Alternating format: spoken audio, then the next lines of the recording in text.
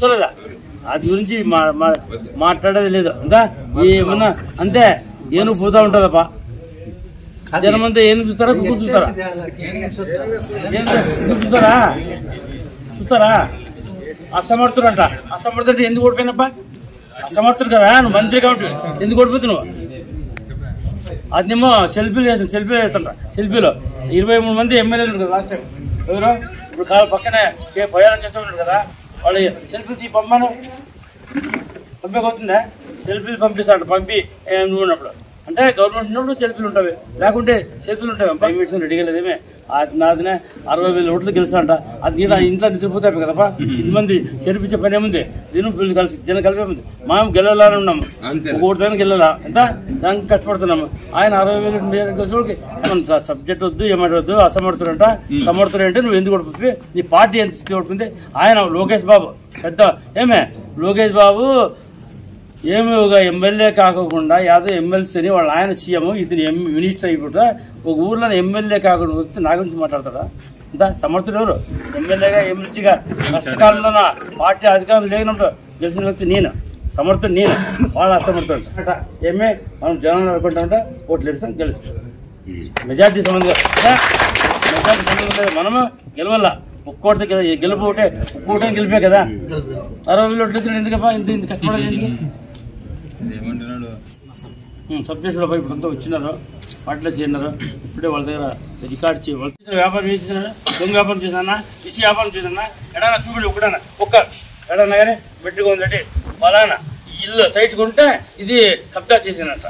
ఏమే ఆ సైట్ ఉంది కదా అది మటకరామని చూసిన దాని గురించి అది ఒక కామెంట్ అంట ఏం చేసినప్పంట వీరింటే దొరికింది వాళ్ళకి అదే చెరువులోన బోర్లు వేసిందనంట ఎంత చెరువులో బోర్లు అందరూ వేసారు ఆడ దొరకకుంటే చెరువులో బోర్లు వేసిందంట ఇది కోర్టులో ఉందంట ఏమే చెప్తాను కాదు ఏమే అది మూడోది ఆ సైట్ దుడ్లు పెట్టి కొనింది అది గవర్నమెంట్ పైన రూల్ ప్రకారం తీసుకొచ్చి వాళ్ళు దుడ్లు ఇచ్చి తీసుకొచ్చుకున్నాం ఏం చేసింటే ఈ 3 ఆయన చేసిన అందరికి తెలుసు నా రోడ్డు తెలీదా మీకెంత మరి మాట ముందు వస్తే అసమర్థుడు సమర్థుడు అంటే తెలుసు ఎలక్షన్ చెప్తారు జనాలు చెప్తారు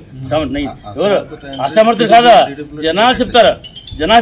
అసమర్థ పాలన చంద్రబాబు నాయుడు కొడుకు అసమర్థుడు కాబట్టి చిత్తుగా 23 ఓడిపోయి 23 వచ్చిన అది అర్థం కావడం లేదు సమర్థవంతంగా పరిపాలన చేసినా అది గెలుస్తూ ఉంటాయి గెలవలేదంటే ఏం అర్థం నువ్వు సరి చేయలేదని సమర్థుడు కాదని ఎంత ఉన్నట్లు దీను అసమర్థుడు పెద్ద సమర్థుడు